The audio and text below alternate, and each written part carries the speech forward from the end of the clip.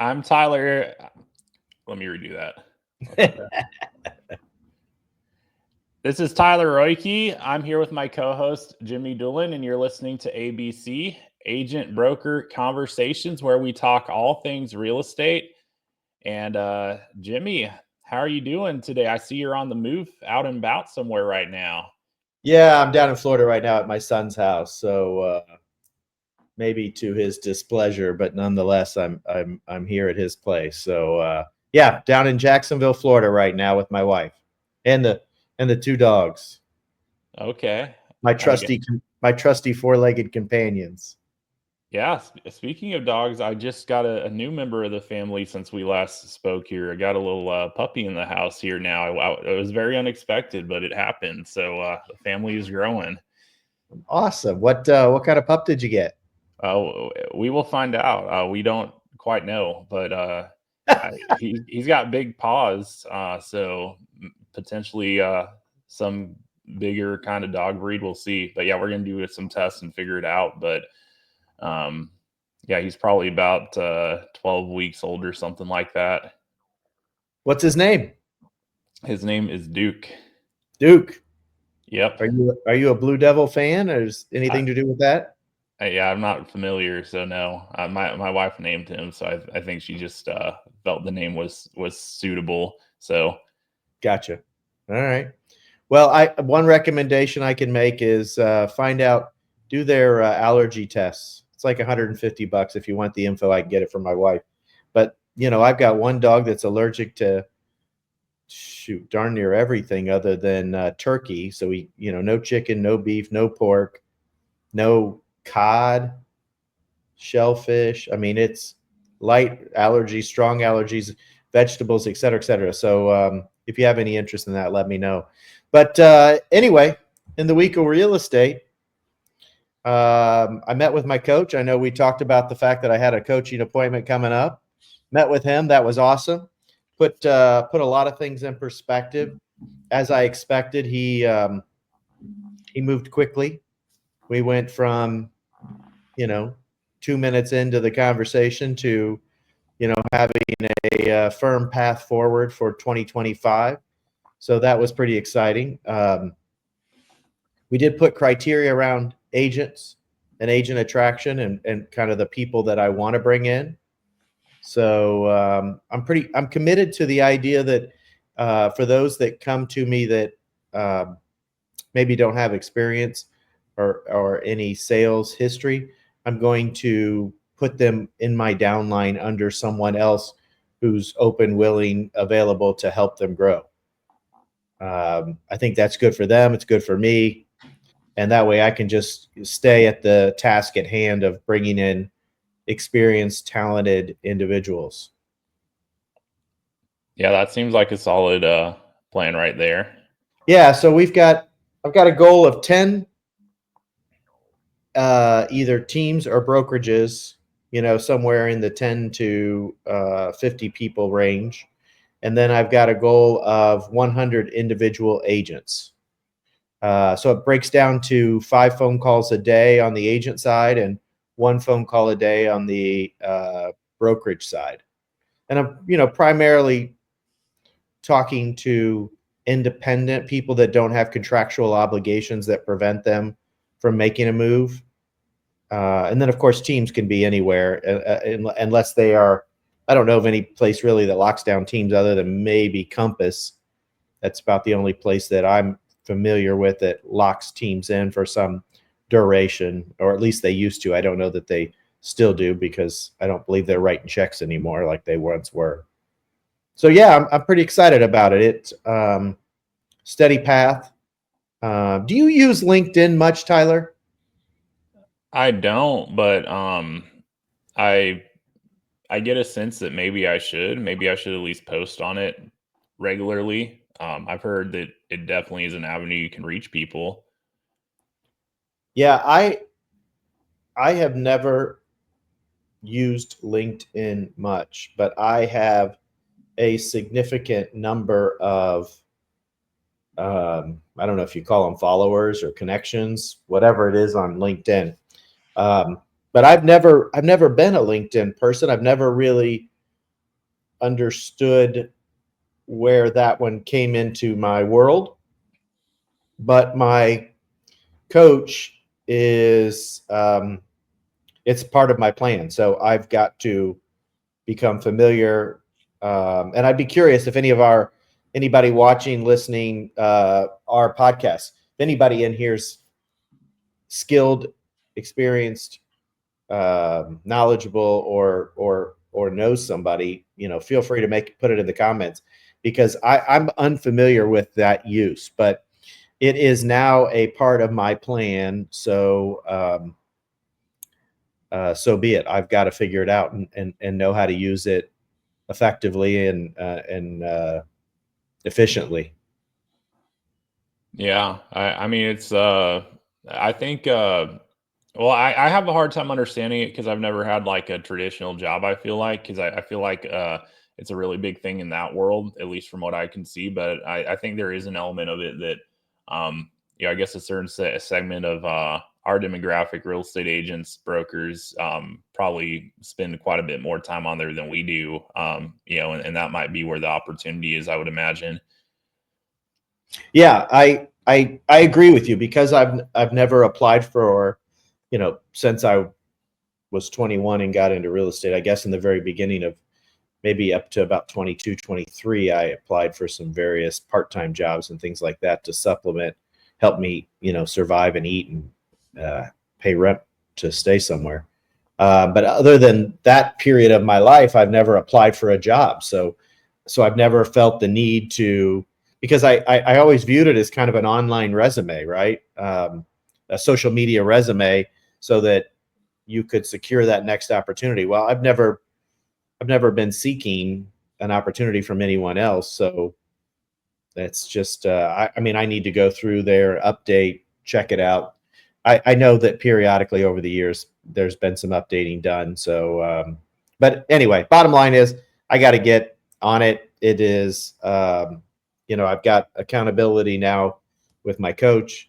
It's a part of the plan, a 9-step plan. That is one of the steps. So, yeah, I'm kicking that off. And the other thing I was going to ask you, do you use any kind of online, have you created any kind of like the Herd newsletter? Anything? Not specifically for my group, but I do have a newsletter that is agent facing that I'm sending out to my agent database that I've been working on building over the past few months. So I send that out every Monday, and I basically just take, I have a few websites that post relevant articles to real estate agents, and I like to pick out the top 2 to 4 that I think are interesting, that add some value for free, and I like to put those into the article. And so basically I'm not writing the whole newsletter, I'm just like kind of piecing together information that others, and I'm just linking to it, like, hey, check this out, check that out, a little summary of what it's about. I usually have a weekly video too, kind of same concept. There's a few, people that post real estate YouTube videos, and, I just take one like this week's. It was all about Instagram and examples of people that are really crushing on Instagram, despite the fact that they don't even have a big following, but just kind of the posts that they're making. And so just a detailed breakdown of, it was like a 12-minute video, but that was my featured video. And then I'm also inviting people to something in the newsletter. Like this week, I invited them to a training I'm hosting. And so, but for me, the biggest thing with all that is just staying in front of people. Like, I want people to see my name in their inbox every week, and hopefully associate something of value with that time and time again. So is this a newsletter that's to your existing team, or is this to prospects? Prospects. My existing team doesn't even get it. This is all for my prospects. Like, the whole point is to keep people in my world. There's other ways, like the people that are already in my world, there's other things I do for them. Sure. Yeah. So that's exactly what I am working on now, is a newsletter for the people that I'm engaged with in terms of, having them explore and understand the value that our organization brings to the table. So, what I would do there is there's a site you probably know about it already, but it's called EXP Life. They're always like publishing the latest news stories about EXP, but you could probably drop like a featured article every week on top of whatever else you were going to already see in the newsletter, because there's a lot of examples and you can like quote stuff out of the article whenever a big producer or big team leader or independent broker comes on. They're usually interview them, and there's usually like a few things they say about like what factored into their decision. So, and sometimes they make a really cool picture quoting them too. And so you could literally drop that into your newsletter if you wanted to kind of like summarize it and include that as content in there. I'm going to grab a pen. Give me 1 second. Okay.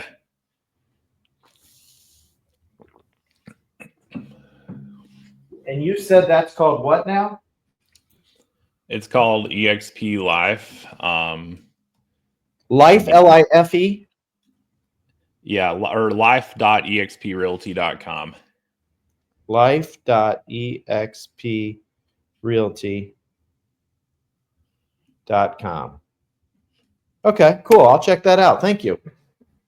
Yeah, that's what I do. I actually was planning to incorporate something like that too, because I'm actually not even dropping EXP content in my newsletter, but there is a segment of my list that I definitely want to start doing that with. And it's primarily people I've already had a conversation with. So my newsletter, a lot of people that get it, I haven't had a conversation with, but they have engaged or interacted with me and they ended up on my email list as a result. So, but the people I have had conversations, I definitely want to keep more of the EXP value in front of them, at least what other people are saying about it and whatnot. Yeah, for sure. I don't want it to be just inundated EXP. I want it to be valuable. So, but that doesn't mean I can't incorporate some EXP in there along with, if somebody's doing a great job at Century 21 and producing some good content and sharing it, so be it. I don't care what firm they're with. I just want to, like I believe you said, is to, have your name associated with bringing some value to somebody. And if you can weed through all get through all the weeds and pull out the valuable pieces and share it with somebody, then I think people appreciate kind of narrowing it down. So yeah, but I'll check that. I'll check out life.exprealty.com and see how that goes. It certainly can't hurt. So what else is happening? What are you working on? Yeah. I'm just I think I've decided that I'm just going to start documenting more of what I'm actually doing. So part of that's just making more video content. And actually I got this new equipment here, this little thing I could show you, but it's this it's like this mobile camera, and it's really crazy because it's higher quality than the one I'm recording on right now, believe it or not. But it's this little thing right here. I don't know if you can see this. Like literally, this is how big it is. It can fit in your pocket, and it's ridiculously high quality. You push a button, it turns on. You can film horizontal. You can film horizontally or vertically. You just flip it like that, and it changes the direction of the camera. I think the battery died because I don't have the attachment, but it's okay. But yeah, I'm super excited. So I'm just going to use this to make like more vlog style videos and just talk about kind of what I'm working on, what I've done this week. I want to document the process of building. I think the way I think of it, from building a 6-figure rev share organization to a 7-figure organization or downline or whatever you think of it as. Mm-hmm. I want to document that because it occurred to me, it's like, wow, that would be really helpful for the leaders that I'm developing, especially when they're at a point where they've kind of seen some traction and success, but they're adamant that they want to keep building and growing it. Like just to have bits and pieces as a reference point of like, okay, here's what I'm actually doing. Here's how I think about this. Here's how I'm approaching this, that, the other, creating these new conversations, navigating, so it occurred to me that I really should document the process more. So that's part of what I am planning on doing with that. And then um, also just I think I'll just be posting more vlog style videos in general. That some of them will be more agent facing than that. That's kind of more for anyone that's on the growth side of things like I am. But also just similarly just stuff that might be helpful for anyone in real estate or aspiring to be in real estate that might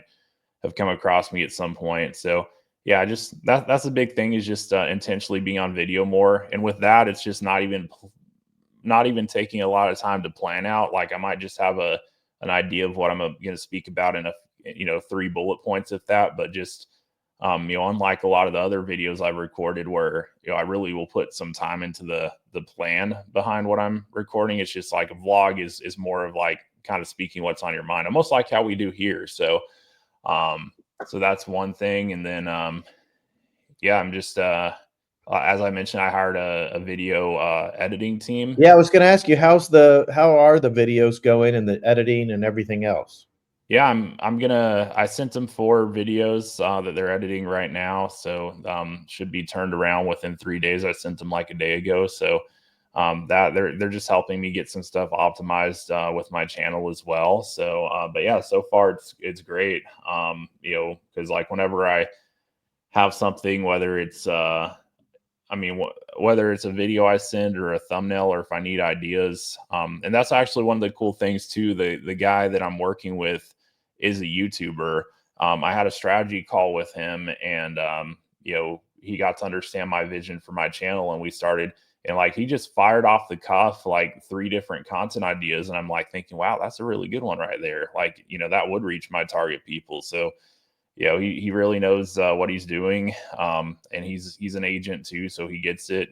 He has an organization, so yeah, it's just really cool to kind of have the insight. And like I know how to do all this stuff, but like to see the actual structure and plan, like it's all very dialed in as far as like start to finish. Like how do you take an idea and turn that into an engaging video that actually reaches your target audience? There's like a whole system and process behind it, and it's stuff I already knew, but I was just kind of I didn't have a detailed system for it. It was just something I did. I'd put the pen to paper.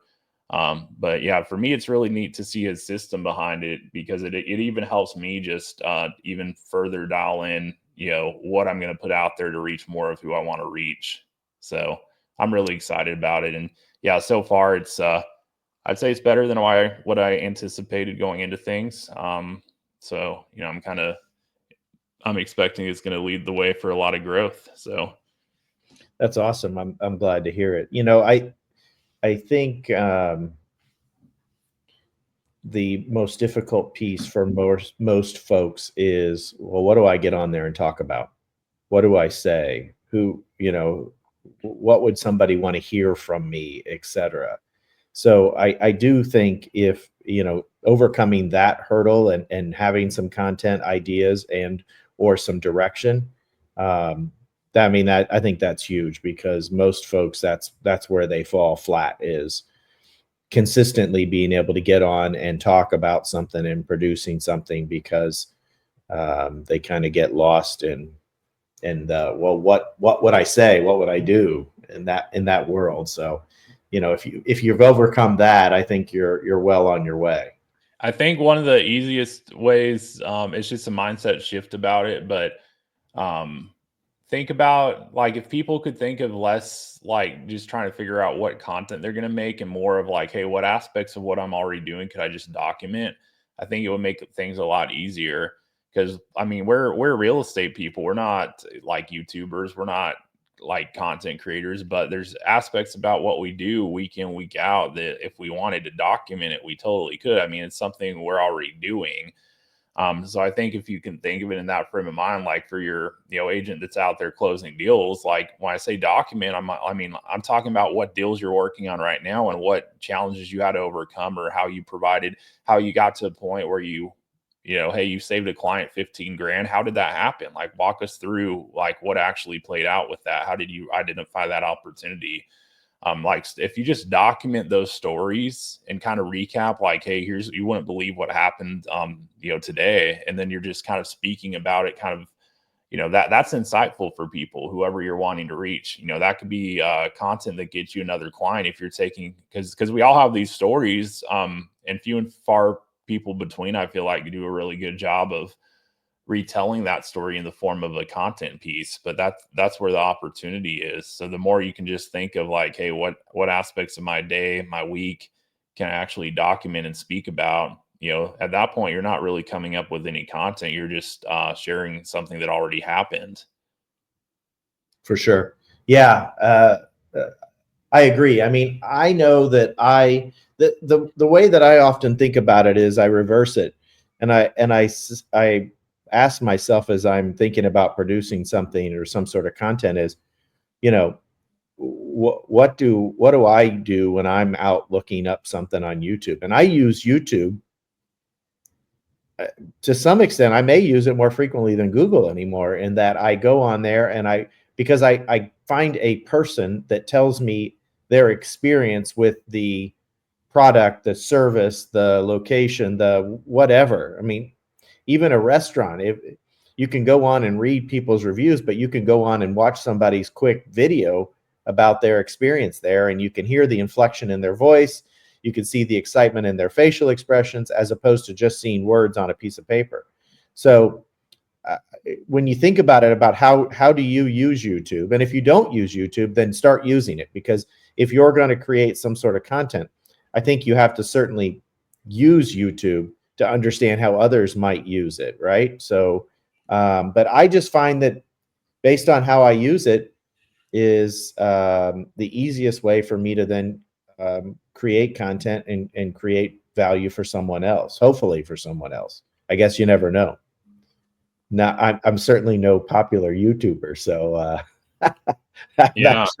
I'm not sure, but I am consistently sharing information, and I, no matter if you have 10 million followers or 10 people following you, if you're impacting 10 people, so be it. That's great. You're helping 10 others that find value in what you do. Yeah, well, I mean, it's a search engine, and I mean, on a local level, as a real estate agent, I mean, it's really incredible what you could do if you just put the time to really get it off the ground. And I think that's the challenge for most people, is they'll try it per se, and trying it means different things for different people. But few people like push through that first 6 months where they're consistently posting something every week. And the people that do that are the ones that get the results. And those who don't, they just never really get off the ground with it. So, Well, yeah, I mean, that's no different than, agents, whether it's cold calling, door knocking, expireds, whatever, about right before they get to that level of success, right before they crest the mountain and they begin to get the benefits of all their work, most people quit. So they never ever get it. So I mean, one of the very, I don't know, whenever I'm coaching, mentoring an agent, one of the things I say is, I don't really care what method you use. In other words, I don't care if you use expireds or you for sale by owners, or um, working your church. It doesn't really matter to me what sphere of influence. It doesn't matter to me what you work. What does matter to me is that you commit to something for 12 months, because you're going to run into shiny objects. But if you don't commit to a plan for a year, then you have zero plan. In other words, you're bouncing from shiny object to shiny object. And that's where most realtors, whether they, and that same be true if you're going to subscribe to some sort of mailing service or some sort of prospecting, something that costs money. If you're going to do that, then you can't do that. You can't do that with a 3-month budget. Your budget has to be for a year. So don't subscribe to anything that you can't budget for 1 year, because you're just not going to get to the you're not going to get to the win if you don't do it for 12 straight months. Yeah, that and you really gotta put your effort into it. You can't give something, 70 or 80% effort and throw in the towel because it didn't work or it wasn't for you. I mean, that was what were you expecting? You didn't give it your all. Yes, exactly. But certainly don't do something that if it requires a budget, if you don't have the budget for 12 months, don't do it. Do Hmm. something, only do something that you can commit to for a minimum of 12 months. And you've got to track it. You not only do you do it for 12 months, but you need to track how frequently, when you did it, et cetera, the different steps so that you can understand where the break points are, where the successes are, and you can properly measure it to see if this is something that's ultimately going to produce results. Because not everything will produce results. We know that, right? But certainly most things will produce some level of results as you get better, as you track, and with some tenure. And that tenure in different types of things could be different amounts of time, but don't, like I said, don't do 3 months and then throw it away. Make sure you do a full year to understand the benefit. My son's been hitting one neighborhood, which is where he is now, actually. He's been hitting one neighborhood, and this is month 7, I believe, and he hasn't gotten a deal out of there. He's made some relationships. He's or built some relationships in the neighborhood, et cetera, but he has not yet got a deal, and he's a little frustrated with it. And I said, well, just because you handed out flyers for 7 months doesn't mean that you get somebody's deals. So, but this spring, that'll be 7, 8, 9 months when the spring market comes that they will have consistently seen you, and that should produce a couple opportunities. Yeah, for Uh, sure. and he's hand delivering, so he's walking 642 houses a month, and little plastic bags and hanging them on their doors. So that's going to pay dividends in the end. But it's not a get rich quick plan. That's for darn sure.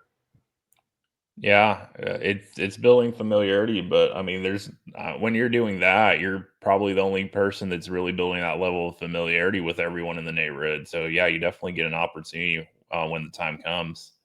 Yeah, I mean, that's what I said to him. I said, when you're walking through that neighborhood, don't ignore that, you know, house number 452 has a beautiful flower garden, or that house at, the address 1231 has a car sitting on blocks. Like, don't ignore those things. Begin to understand and memorize whatever you can as you pass through that neighborhood, so that when you're talking to somebody, you know all the ins and outs. I told my son, count how many, they have what I drove through there. They seem to have 4 styles of homes: ranch homes with 1-car garage, ranch homes with 2-car garage, 2 stories with 1, and 2 stories with 2. So it's a what I would call kind of a move up neighborhood in the Jacksonville, Florida area. And I said to him, count how many, one day when you go through there, or 1 month, count all the ranches with 1-car garages. And then next month, all the ranches with 2-car garages. And then the next month, 2 stories, et cetera. So that how many there are. So if someone says, hey, I'd kind of like to live in this neighborhood. Well, there's 4 primary homes. There's ranches and 2 stories. There's 2-car and 1-car garages. What interests you? And if they say 1-car ranch, be able to say, oh, well, there's 222 homes in the neighborhood, right? Because that certainly separates you from the other agents. I mean, you become an expert at that moment when they say, oh, 222. Yeah, but if you had 2-car garages, they tend to run $10,000 to $15,000 more, but that's going to double your number. You'll have almost 500 homes, or whatever the numbers are. Yeah, yeah. With that in mind, it's it doesn't take a lot to really become the neighborhood expert if you just kind of pay attention to those details and really get to know things. And you can only get that by walking a neighborhood. Eventually, he'll mail, but not until he's memorized and built some relationships in the neighborhood. Not until he starts to get business will he rely on the mail. Once you get business, then we can move that to mail, and we can pick up another neighborhood and work 2 neighborhoods instead of 1, and increase his opportunities. But first, you got to get that first one going. Yep, 100%. So we started a new series in our office. I say our office, our team.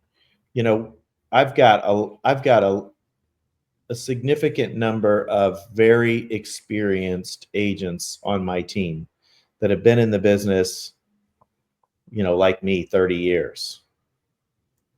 And so I've gone to all those agents and asked them to start to host meetings on Zoom for me that we can brand with our company, our team logo. And I said, you know, I've asked them, they can pick whatever day or time is good for them. I don't care if it's evenings, weekends, middle of the night, whatever. And then we're inviting all of our team members, but using that content, that way we've got more people teaching what they did in the field. And I'm having them take very, very specific topics, not general, they're not doing, let's say prospecting is a generic term. They're specifically doing for sale by owner door knocking, or expired door knocking, or expired cold calling, whatever the case may be. They're picking a topic and working those, and that way the experienced, successful agent that's been in the business 20, 30 years is sharing with the younger people things that they did in real life to build their business. It's going really well.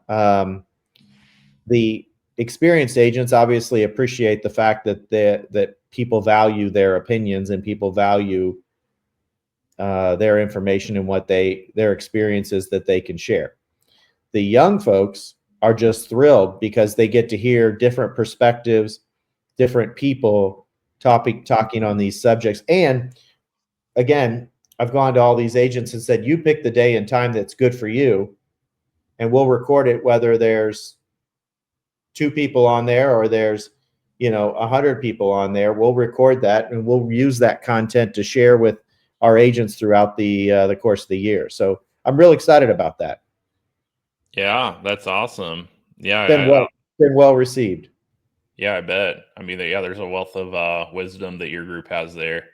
Yeah, for sure. I mean, you know, sometimes it's easy as team leader to think that, geez, I have to teach this, do that, do this, but realizing that there's so much information and so much knowledge and talent within our rank and file, that, you know, I don't truly have to do it all. I've got lots of wonderful people that have a vast amount of knowledge and different perspectives than I do, right? They may have done things differently or done the same thing, but just did it differently.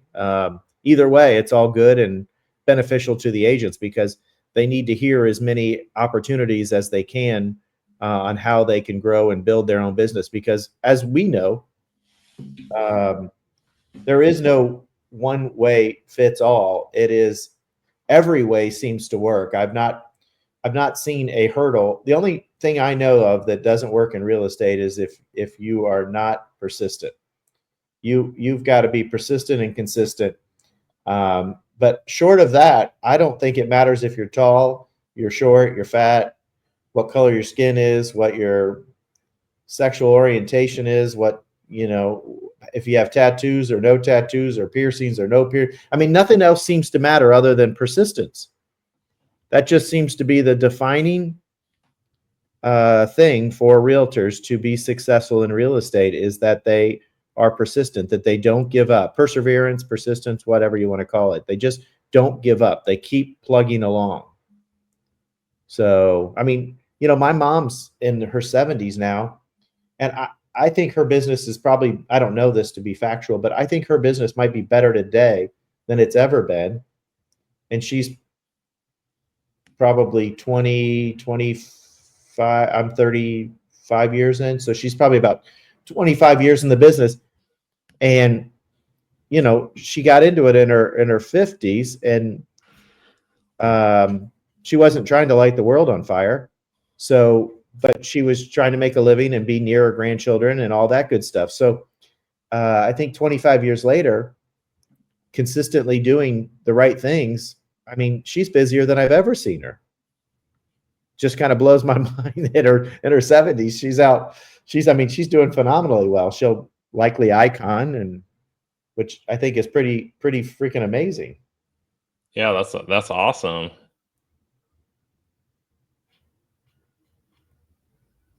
I didn't realize your mom was in the business too. Oh, you didn't? No. Oh yeah, it's a family affair. I got in '91. My mom got in next as licensed. My wife is licensed. Maybe my wife got licensed next. My wife probably got licensed before then. So I'm licensed. My wife, my son, my mother, and my father worked for us after he sold his bar. He became our courier and drove around a little courier vehicle and delivered flyers and lock boxes and signs and contracts before we did e-signatures. He would go around and get signatures from people. But yeah, so my whole family's has been associated with me in the real estate business since I got in. I guess I just sucked them all in. Even my daughter, before she passed away, she had a real estate license. She never really practiced, but she had her license and was kind of contemplating with her social media influence. It could have been a wonderful opportunity for her to, when millions of followers, it'd be pretty easy for her to get her word out. I think a lot of people would have enjoyed doing business with her just because of her vast popularity in the world. And she was much cuter than you or I, so I think that helped her as well. Oh yeah. Um, and I was actually kind of wondering and gonna ask, just like curious your standpoint as a leader of agents, right? Because you know what it's like to be a top producer, and then you also know what it's like to be a leader of top producers and others in the business. But like, kind of what's that? Like, I'm curious from the standpoint of like maybe if someone's listening and they'd kind of like to get there one day, like what's the biggest like paradigm shift from having your income tied like solely to your own production versus like, I mean, not being in production to, being a broker team leader, like, cause there's gotta be some kind of shift from like knowing that, you're putting all this stuff in the pipeline and it's producing that result to like shifting into leadership. Like, what was that transition like to you? And how do you kind of, you know, I think I get a sense, and maybe it's because they don't know what it's like, but like a lot of the top producers I work with, like, I don't know how they pivot from one to another if they're so used to like, making well into the six figures on the production side. Like, how do you really pivot into leadership, and how do you get to a point where your income solely is based on your leadership rather than your own production? So there's a couple things. The first thing is it is a difficult transition. And the reason why it's difficult is because you go from being, I guess, to the extent you can be in control, right? You go from being in control of the effort that you put in, you can relate that directly back to so many sales. So I know if I work prospect X number of hours, then I can expect this number of sales in the next 30 days. Because really good, successful agents understand 50 phone calls relates to, X number of deals.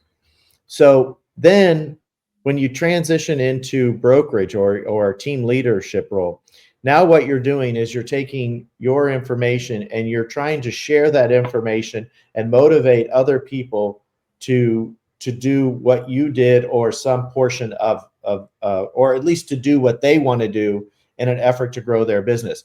So the challenge then becomes that you're getting a small piece of a big pie, as opposed to a large piece or the whole pie for what you do. So my efforts as an agent, I got everything that my efforts produced.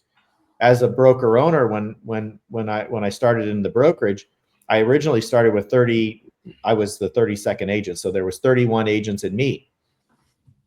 And as a former Remax broker owner, the pie was they got 95% and I got 5%.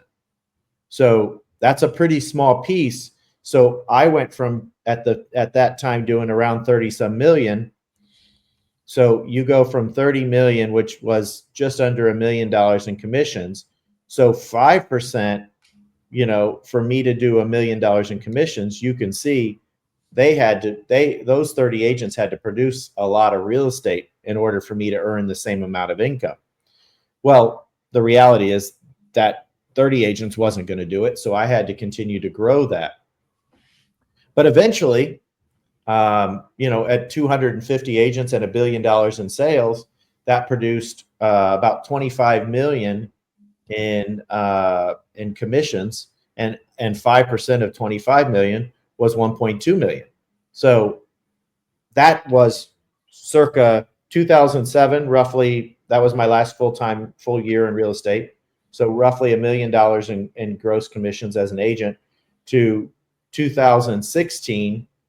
So 11 years later, I was able to grow from 30 agents to 240 agents, and from about 50 million in production to $1 billion in production, and thus creating about a little over $1 million in revenue. Now, with that, I still had expenses that came out of it. But bottom line is, that is a big transition, going from being solely in control of all of those things to relying on other people and getting a small piece. I wouldn't trade it for anything. I find it incredibly rewarding to meet and help other agents. I find it incredibly rewarding and fulfilling to talk to an agent who's at a $3 million level and wants to grow to 5 or 6 or 7 million.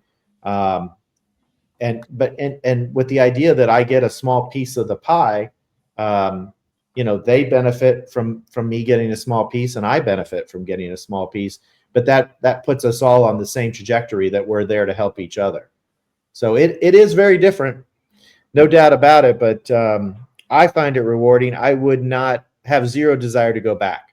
I understand the difficulty. I mean, you've transitioned in your role as an agent to being more, not to being more, to being 100% on the agent attraction side.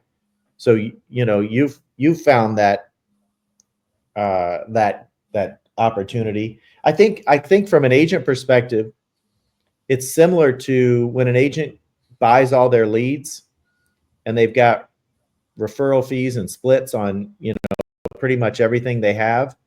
They're always at the mercy of having to do more and more deals, because the piece that they get is so little after all the splits and the referral companies and all the money that they take out of it, that they never actually prospect their own database or their own sphere so that they can build those relationships that lead to deals that they earn the entire commission, that they don't have a referral fee on. That's kind of like working your business and also working to attract agents. So I would say that it's probably somewhat of an 80-20, right? 80% of your time needs to go into activities that generate the income that produces the income that pays your bills. But with that extra 20% of that time that you have left, 20% needs to go into the big picture, the long play, right? Way out there. And if that is building 10 relationships a year, that one of those every year is going to transition 4, 5, 10 years, whatever the number is down the road. Now you find yourself with enough revenue where this commission income is up here and the downline revenue is here, and eventually it kind of does this. And as it does this, I think you can transition your time, right? If you transition your time into the thing that's producing the most income, or you work towards that, then eventually you'll find yourself 80% of your time in your downline and 20% in your sales. And eventually, depending on what you want, not everybody wants to get out of sales. A lot of people love sales.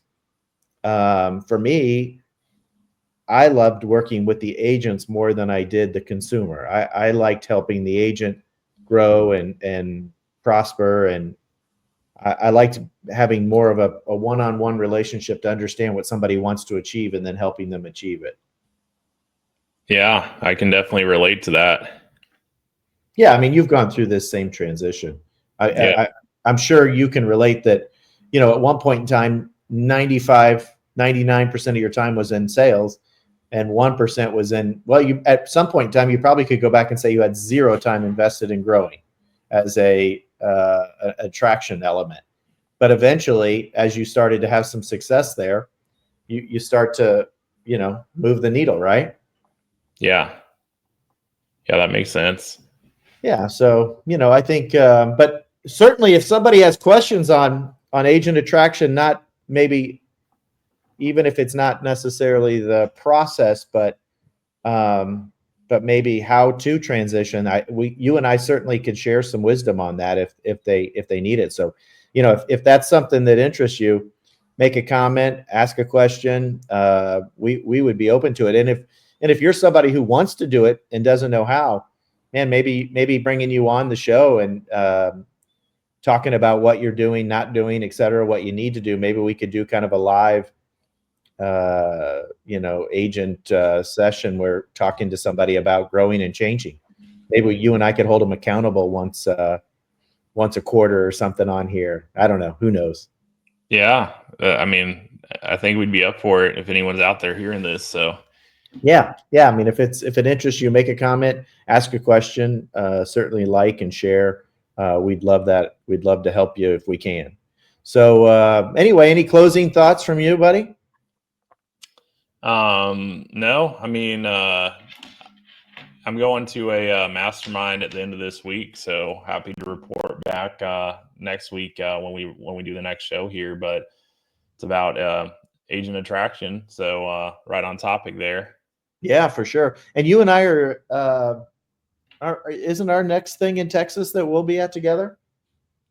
Yeah, later this month. That's what I thought. Yeah, towards middle or end of the month. Yeah, towards the end. Yep. Yeah, cool. All right. Well, I certainly enjoy chatting with you and catching up. And thank you for all those that are watching and sharing and liking and commenting, etc. I'm Jimmy Doolin with Agent Broker Conversations. And until next week, have a great week and help us keep the conversation going by liking, sharing, or commenting. We'd love to see your participation, and we hope we're bringing some value to you and your business. Until next week, have a great week. Take care.